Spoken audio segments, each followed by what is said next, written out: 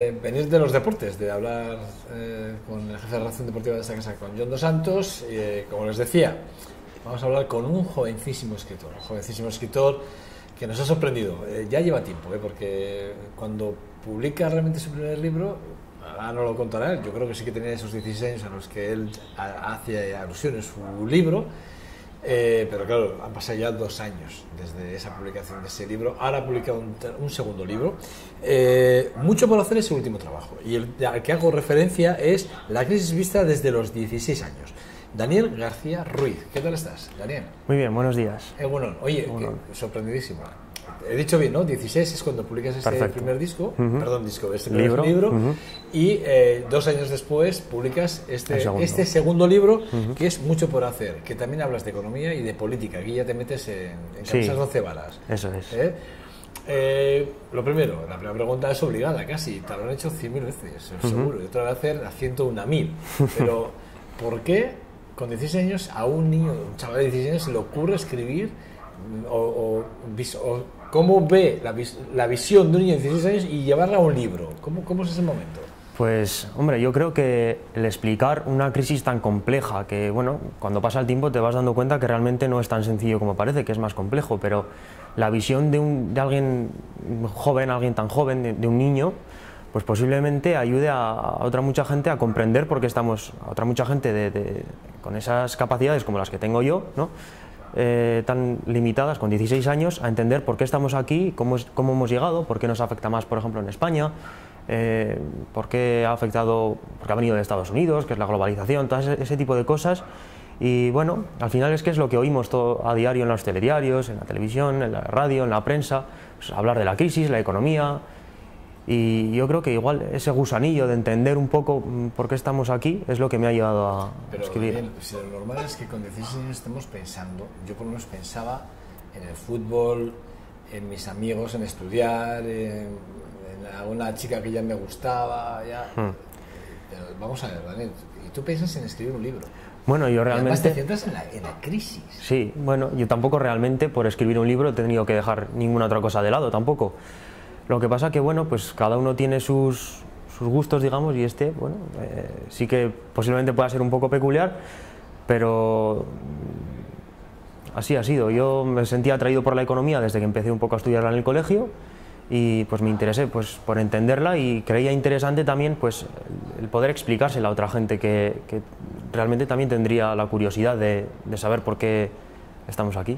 De hecho, estás estudiando, ¿no? Si esto no me falla, estás haciendo Administración y Dirección de Empresas en la Universidad de La Rioja. De La Rioja, ¿no? eso es. ¿No? ¿En qué curso estás? Acabo de terminar primero y el año que viene segundo. A mí, la verdad es que cuando yo leo sobre ti, hay cosas que me llaman mucho la atención, ¿no? Y algunas declaraciones que he oído tuyas, esa visión que tienes de la economía, ¿no? Pero fíjate, en todas y cada una de las entrevistas que he leído o he visto, me llevan al mismo punto, y es un chaval de 16 años es capaz de explicar de forma muy llana, muy simple, como tú bien decías, de dónde venimos, dónde estamos y dónde vamos en función de la globalidad.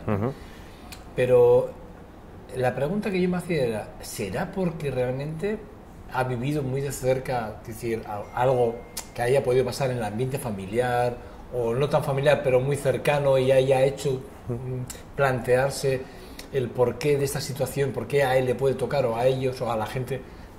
¿Esto es así? Sí. ¿Puede ser? Sí, también, no es la primera vez que me lo comentan también, si yo he vivido en un ambiente cercano a ello.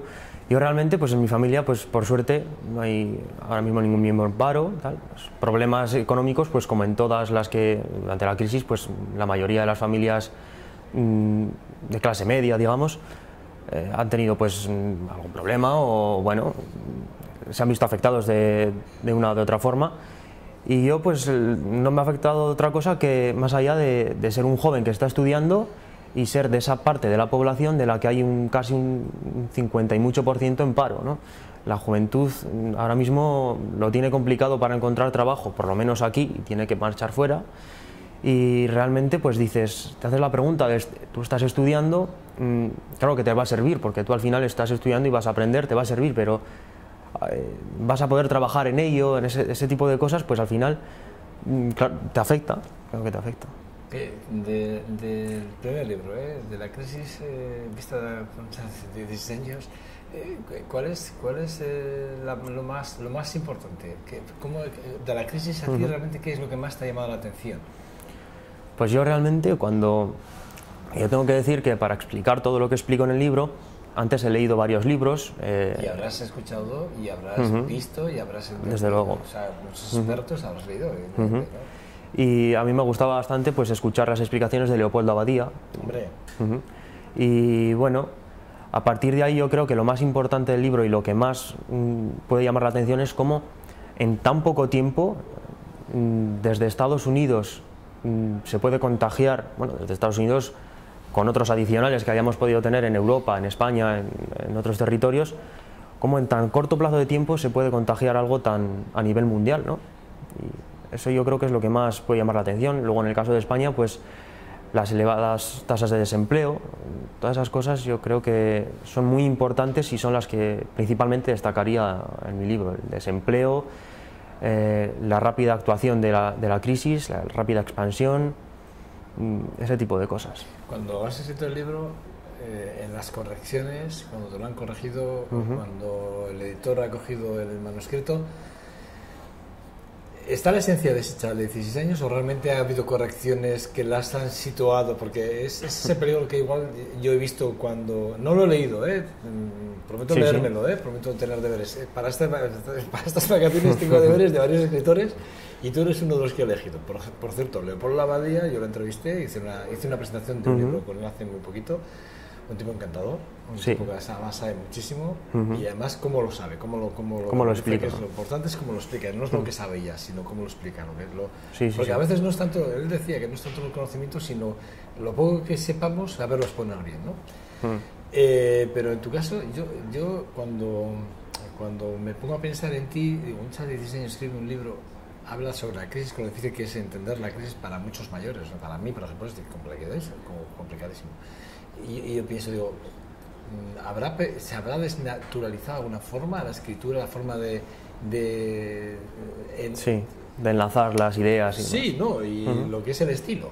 Sí. ¿No? Porque no es lo mismo el estilo del chaval de 16 años que un escritor de 30, ¿no? Porque sí, desde luego. No, yo cuando... No está desnaturalizado. No. Lo que está en el libro pues tiene correcciones ortográficas, léxicas y demás, pero lo que es el estilo, la forma de escribir, las ideas permanecen intactas, y la editorial además yo creo que principalmente es por lo que apostó por mí, ¿no? Porque alguien de 16 años escribe un libro de este tipo y si luego alguien lo edita no tiene ninguna esencia que lo diferencie de otros, y apostó principalmente por mí y por editar y por publicar este libro porque tenía esa esencia y ese estilo propio de alguien de 16 años que podía resultar atractivo. A ver, ¿qué piensa Daniel sobre la inyección, por ejemplo, a la banca por parte del gobierno? ¿Qué piensas de esa inyección económica para salvarles a la banca? Bueno, yo pienso que tengo dos puntos de vista, no sé cuál de los dos será el más acertado porque no conozco bien el trasfondo de ese hecho. Pero, por ejemplo, en Estados Unidos, uno de los bancos más importantes, el Lehman Brothers, el Estado estadounidense lo dejó caer, ¿no? Y tampoco ocurrió nada, claro. A ver, ocurrió que luego estamos donde estamos, ¿no? Pero si no hubiera podido Estados Unidos mantener el gasto social y demás, aunque no sea de los países más elevados en gasto social, pues lo hubiera podido mantener, o todas las obras públicas y demás.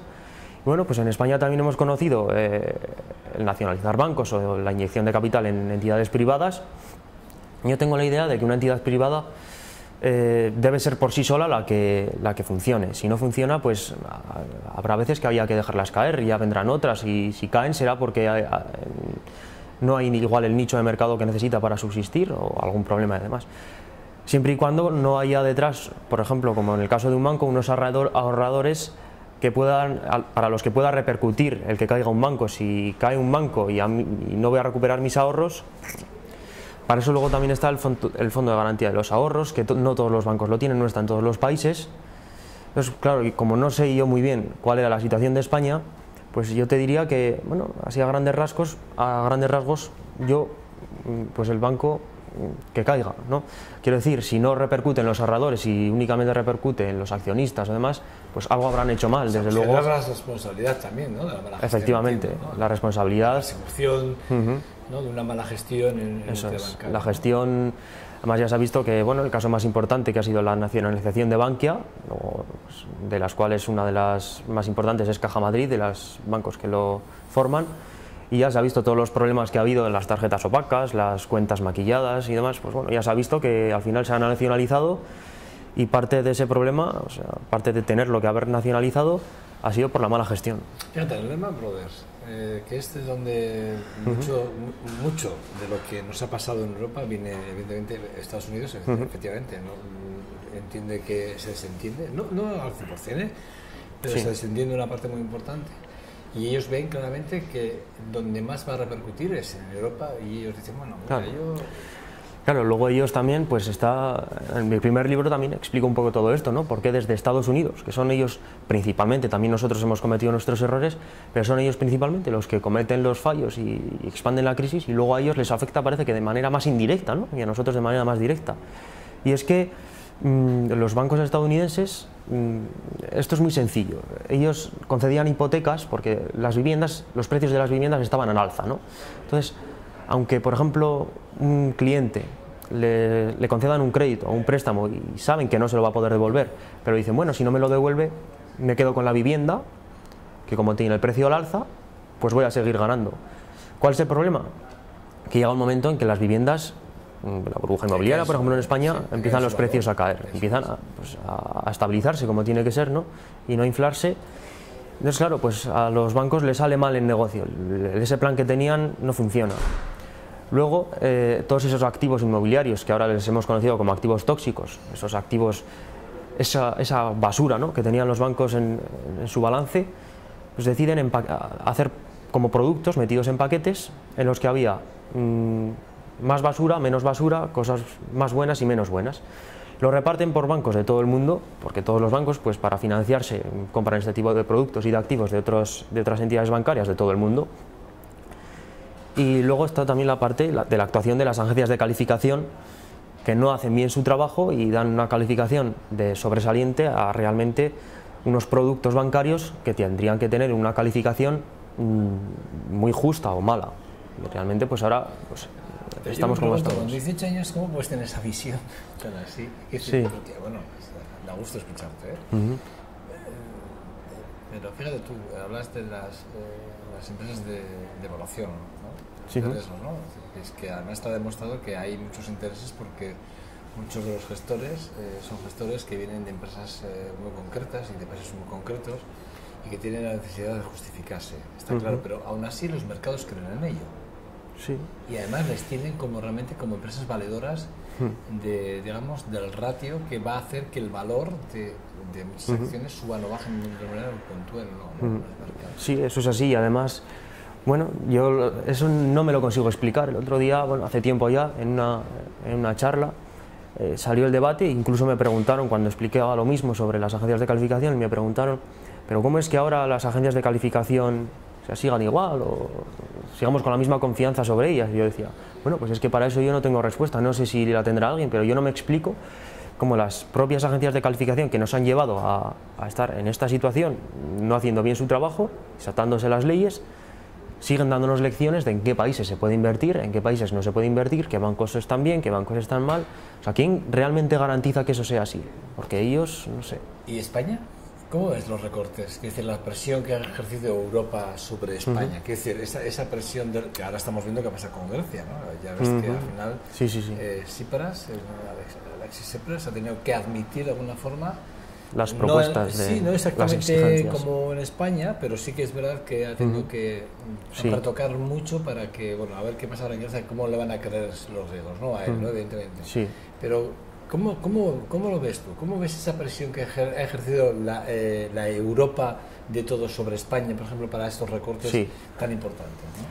Bueno, yo considero que antes que recortar, por ejemplo, en educación o sanidad, hubiera sido posible no tener tantos gastos en otros gastos, o sea, suprimir otros gastos superfluos antes que la educación o la sanidad, pero también creo que desde luego que son necesarios. Realmente teníamos un gasto muy elevado. Ahora nos dicen que se ha llevado en España una política muy neoliberal o muy de libre mercado y demás, pero yo creo que, por ejemplo, lo que hemos estado hablando antes, el nacionalizar bancos, el gasto público realmente en los últimos años lo que ha hecho es aumentar. Otra cosa es que haya aumentado en las partidas que debiera, ¿no? Que yo creo que es lo que no ha ocurrido. Y realmente, pues bueno, desde la Unión Europea tenemos los acreedores, pues Alemania, Francia, pues todos los países que nos dejan dinero para financiar nuestro gasto social. Yo creo que, claro, es normal. Nosotros hemos vendido deuda a China. Sí, que China si también. Que si no nos llegan a comprar parte de la deuda en un momento determinado, sí, hubiera sido la prima de riesgo, vamos, sí. imagínate donde hubiese estado. Estamos con unos serios peligros y aún así no admitimos el rescate como tal. Sí. Hemos puesto otro nombre, ¿no? Sí, bueno, sí, eso también. Al final, llámalo rescate, llámalo, me han dejado 4 euros, bueno, llámalo como quieras, pero al final te han rescatado porque tú necesitabas una inyección de dinero para mantener un estado de bienestar y mantener un sistema bancario, como puede ser el caso. Y es un rescate, al final tampoco es malo. Yo no creo que sea malo que un país cuando necesite dinero se le deje, siempre y cuando pues haya unas condiciones asequibles, ¿no? Cuando hablamos de globalización y hablamos de deflación o inflación, que no sé si tú lo llegas a tratar, porque sí que es verdad, ¿no? Que al final la deflación o la inflación influye mucho en los lujos. Sí, ¿no? desde luego. Es decir, ¿cómo lo has valorado? Porque ahí realmente sí que es donde la crisis, si ha dado algo, es precisamente en esos dos términos, ¿no? Sí. Y además desde Europa, desde el Banco Central Europeo, uno de los objetivos principales era el mantener la estabilidad de los precios, ¿no? Hemos visto pues una bajada histórica de los tipos de interés, del tipo de cambio, perdón. Y bueno, realmente yo creo que eso ha ayudado ha sido la solución fulminante no a todos nuestros males, desde luego, pero el gran empujón que necesitamos ha venido del Banco Central Europeo. Luego también hemos hecho cosas aquí que hayan podido venir bien, desde luego. No, por ejemplo, la subida de impuestos, yo en eso soy muy contrario a la subida de los impuestos, pero sí que la inflación y la deflación ha estado muy controlada, ha sido un objetivo muy fuerte y realmente es importante para mantener la estabilidad, claro, en todos los sentidos. Y pasamos de la crisis vista por un chaval de 16 años a otro libro que has hablar ya, te metes en la política, te metes ya con la política, además empiezas a hablar de que sobran asesores, por ejemplo. Yo lo he leído en algún sitio, ¿no? Que sobran asesores en España. Que, sí. Por ejemplo, es una de las cosas que dices, aquí sobran asesores, ¿qué pasa? Sí, yo pienso que, por ejemplo, bueno, ahora... segundo libro además que hablas, repito, mucho por hacer, una visión joven y renovadora sobre la economía y la política, ¿no? Y hablas de España. Y además sales ahí con esa foto en la que sales con un buzo puesto. Sí, quería un poco dar la imagen esa de el Congreso de los Diputados detrás, como diciendo, desde ahí es de donde hay mucho por hacer, ahí es donde está el trabajo, y el buzo y la corbata, los diputados con la corbata, los políticos son los que lo tienen que hacer, pero el buzo, se tienen que poner manos a la obra, tienen que trabajar ya de una vez para cambiar todas las cosas que hasta ahora nos han ido mal. Tenemos que tener muchas hojas escritas de todos los fallos que hemos cometido y tenemos que haber aprendido de los fallos para no volverlos a cometer. En diciembre del año pasado es cuando publicas, presentas este segundo libro. Sí. El por qué, quiero decir, está claro que la foto lo has dejado muy clara, además es muy explicativa, ¿no? El Congreso detrás, tú delante de una corbata y el buzo puesto, que les dices a los políticos, ponte manos a la obra, curra, que es lo que tienes que hacer para sacarnos de la situación en la que estamos y hazlo bien, ¿no? Es lo que le estás diciendo. Que por cierto, si me permites un paréntesis, ¿te han hecho alguna oferta política ya o no? No. Digamos, no. Le has ayudado mucho, ¿eh? No, bueno, es que ahora mismo me hagan o no me hagan, o sea, quiero decir, yo ahora mi labor es estudiar, y yo estoy estudiando, y esto lo tengo un poco... ¿Pero te han tentado o no te han tentado? Bueno, algo ha habido. Algo ha habido, ¿no? Algo ha habido. Sí. Bueno, es lógico. Yo repito, ¿cómo llegas ahora a hablar de los políticos? A ver, ¿cuál es la percepción que tú tienes de los políticos actualmente en España?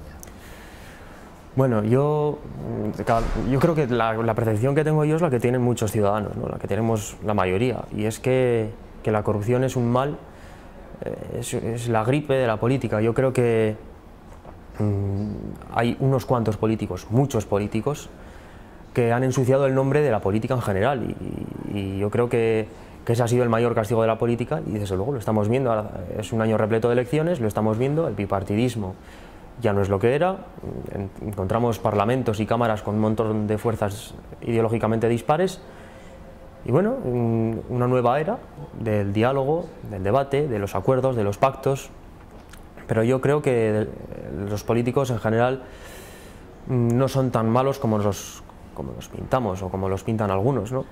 Hay muchos corruptos, los corruptos deben irse fuera, deben devolver todo lo que han robado, que eso ya es más complicado, pero yo creo que los políticos son en general gente humilde, bueno, humilde, gente honesta, quiero decir, humilde, honesta, por lo menos, porque la mayoría de los políticos son concejales de pueblos, alcaldes, y que realmente se preocupan por su trabajo, ¿no? Y hay muchos que no cobran, y desde luego que, claro que el mayor castigo de la política yo pienso que es que los corruptos ensucien el nombre de la política en general, porque desde la política es donde se puede hacer mucho. ¿Cómo ves, por ejemplo, la aparición de siglas como Podemos o Ciudadanos? Sí.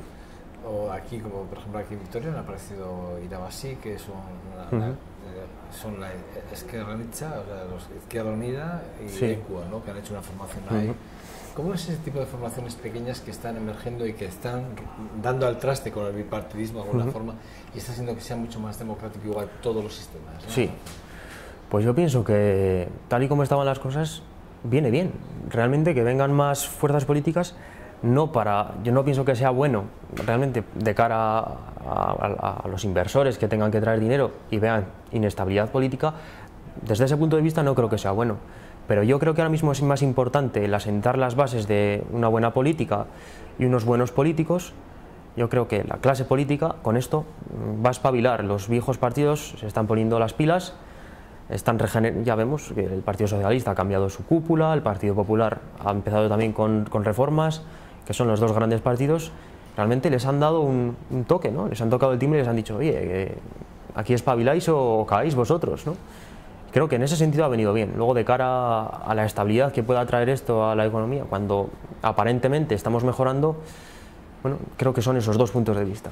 ¿Asesores? Decías que sobran sí o sí, ¿no? Sí, bueno, referente a los asesores, y ya no me acuerdo de la cifra, pero del número, en el Ayuntamiento de Madrid había cantidad de asesores. Yo creo que, bueno, claro que tiene que haber asesores, ¿no? Un político tiene que tener imagen y por sí solo, con tantos actos y tanta agenda, pues tienes que tenerlos, pero yo creo que uno cuando se mete a la política tiene que tener la suficiente preparación, la suficiente capacidad de expresarse, de saber lo que tiene que decir en cada momento y cómo tiene que actuar, claro que con el consejo de sus asesores, pero no 1000 asesores como tiene alguno. O sea, es que hay algunos que... de los que verás la nueva ley de administraciones locales en la que regulan ya el número de concejales que pueden tener disponibilidad al 100% en su cargo o no. Sí, es decir, la nueva ley de administración local, yo la veo con buenos ojos en muchos aspectos, y otro de los buenos aspectos que veo es el límite del sueldo en función del número de habitantes de las localidades. Bueno, ahí podemos discutir en si el límite podría ser mayor o menor, pero yo creo que el limitar el sueldo siempre será algo bueno, ¿no? Dos libros que Daniel García nos presenta, Daniel García Ruiz. La crisis vista desde los 16 años, ahí es nada, y mucho por hacer, una visión joven y renovada sobre la economía y la política en España. Hay un aspecto de la economía que han sido los recortes severos y duros, muy duros, recortes sociales, Sí. Ya aparte de los económicos, la subida de impuestos, a los cuales ya más manifiesta que no estás de acuerdo con ella, pero no sé cuál sería tu receta para que hubiésemos mejorado, aparte de que, no sé si verás o si estarías de acuerdo conmigo en que igual tenemos que buscar responsabilidades sobre las gestiones de gobiernos anteriores que no estuvieron, ¿no?, a la altura de las circunstancias y nos han metido en un hoyo en el que ahora hay que salir, ¿no? No sé si lo ves así, pero realmente ¿cómo tú ahora con 18 años esos recortes habrán acompañado con tu abuelo, ¿no? Me consta que tu abuelo seguro que te ha hablado miles de veces sobre lo que ellos consiguieron en su día, ¿no?, como trabajadores, ¿no?, del campo, da igual, ¿no?, de la empresa, que hoy prácticamente han desaparecido, es decir, todo ese tipo de derechos han desaparecido. No sé cómo lo ves, no sé cómo... Pues sí, yo, bueno, respecto a tomar responsabilidades sobre gobiernos anteriores, pienso que desde luego que ahora nos tenemos que centrar en salir del hoyo en el que nos han metido, pero una vez salgamos, desde luego que debemos exigir responsabilidades sobre gestiones malas anteriores, ¿no? Respecto a los recortes sociales y otras posibles medidas que yo, por ejemplo, tendría en la cabeza, los recortes sociales siempre son malos, ¿no? Cuanto más se invierta, mejor, eso desde luego. Pero yo también entiendo que depende de las situaciones, no se puede gastar lo mismo cuando se está creciendo que cuando se está decreciendo. Hay algunos que, por ejemplo, cuando se hizo el Plan España, ¿no? Sí. Que era de gasto público para reactivar la economía y fomentar el empleo, yo soy partidario de hacer eso, pero como decía Keynes, cuando hay crecimiento económico hay que hacer políticas económicas retroactivas, ¿no? Restrictivas, perdón. Políticas de retraer el gasto público, no gastar tanto cuando hay crecimiento para tener dinero a ahorro. Lo que haces en casa. Efectivamente. En casa lo que haces y es cuando ahorrar. Eso es, y cuando hay crisis, cuando entramos en crisis, tiras de lo que has ahorrado. ¿Qué pasa? Que no se ha ahorrado en época de crecimiento y ahora vienen los recortes. Pero claro, el otro día hace tiempo salía en el periódico que el 90% del fondo de garantía de las pensiones se había empleado, ¿no? De forma silenciosa. Y si no lo hubiéramos empleado... De hecho, el tema de las jubilaciones, de la prejubilación, es uno de los debates, ¿no? Es decir, cómo hemos dinamitado, ¿no? Fíjate además, cuando el Pacto de Toledo, cuando se hablaba del gran Pacto de Toledo, de todas las formaciones, se hablaba de esto, ¿no? Se hablaba de, bueno, pues digamos, de la salud de nuestras pensiones, de nuestros pensionistas, ¿no? Hoy hablar de la salud de nuestros pensionistas es casi mejor no hablarlo, porque no sabemos si vamos a poder mantener incluso el sistema, ¿no? Sí, yo creo que debe ser debe tener el punto de vista fundamental cualquier gobierno que venga, de la índole que sea. Pero claro, si somos una población envejecida, cada vez hay más gente mayor, más pensionistas y menos trabajadores, encima la elevada tasa de paro, pues es que los que trabajan, que son pocos, deben mantener a los parados, deben mantener a cada vez más pensionistas. Claro, eso es insostenible. Entonces, pues yo no sé cuál es la medida, no sé si sería aumentar la edad de jubilación, reducir la edad de jubilación, que bueno, ahora mismo también está ahí el debate, ¿no? Pues hay fuerzas como Podemos que proponen reducir la edad de jubilación, pero bueno, vas a tener más pensionistas, otros proponen subir la edad de jubilación, vas a tener menos pensionistas, pero también vas a tenerles más tiempo trabajando y va a haber menos jóvenes que puedan entrar a sustituirles. Entonces, yo no sé cuál sería la solución, pero sí que ahí lo que está claro es que tenemos un problema. Bueno, Daniel, de verdad es un verdadero placer, es un verdadero placer, te agradezco mucho además que te hayas acercado hasta este programa. Además has venido de La Bastida, ¿no? Has venido de La Bastida a hacer el programa. 2 libros que a ver si podemos tomar esa toma de estos 2 libros que acaba de publicar. Uno recientemente, el de Mucho por hacer, es el último libro bueno, lo presentó en diciembre de este 2014 y hace ya 2 años presentó este otro que es La crisis vista desde los 16 años. Además, es curioso porque concretamente este libro está publicado hace 2 años.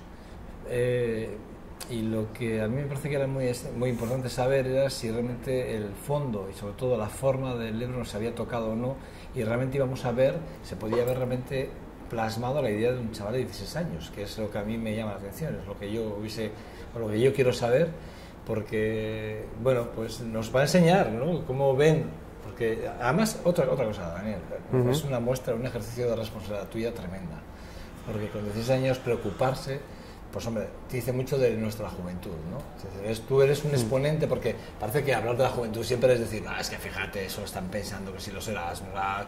Que se lo pasan muy bien. No, bueno, pues tú eres un ejemplo claro de que no todos los jóvenes son así y eres un ejemplo de responsabilidad, si me lo permites, ¿eh? Sí, y si puedo añadir que yo creo que cada vez a los jóvenes nos preocupa más esto, porque realmente...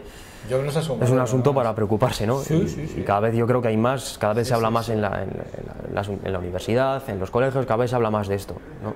De la crisis, de si voy a votar a este. Yo creo que algo bueno también que nos ha traído la corrupción, que algo bueno nos ha traído, es el decir por ahí, que el criticarlo, ¿no? El realmente todos, porque todos alguna vez hemos dicho, pues qué jetas, ¿no?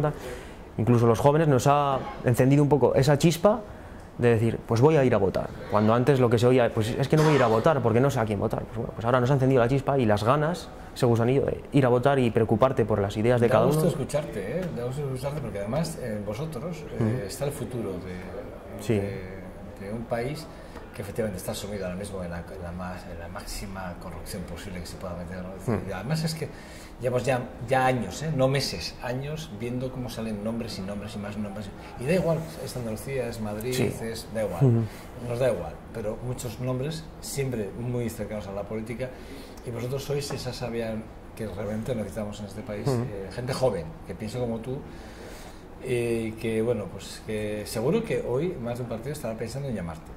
Bueno. Estoy convencido, ya sé que lo han hecho, pero bueno, tú cuando aceptes una propuesta, acéptala sin perder tu convicción personal, ¿no? Desde luego. Y te va a dar un consejo, y creo que es bueno. Además, siempre, da igual las siglas en las que estés y defiendes tu ideario, da igual las siglas, si defiendes tu ideario y eres capaz de debatir y trabajar dentro de una formación política y siendo capaz, a veces no imponer, ¿no? Pero sí de sacar adelante tu forma de pensar que hoy por hoy a mí me encanta, sinceramente, Daniel, ¿vale? Muy bien, pues a ver si... placer. Igualmente. A ver si publicas enseguida. ¿Estás pensando en algún tercero ya o no?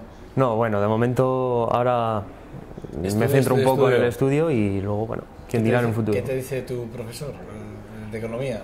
Bueno, todos los profesores que tengo son de economía ahora mismo, o la mayoría. Sí, es correcto. Y ¿Qué te dice? es que, bueno, en la universidad ya no es como el instituto, ¿no? En el instituto pues... Pero saben de ti, ¿no? Saben de tu trabajo, ¿no? Algunos, no todos, porque tampoco me gusta...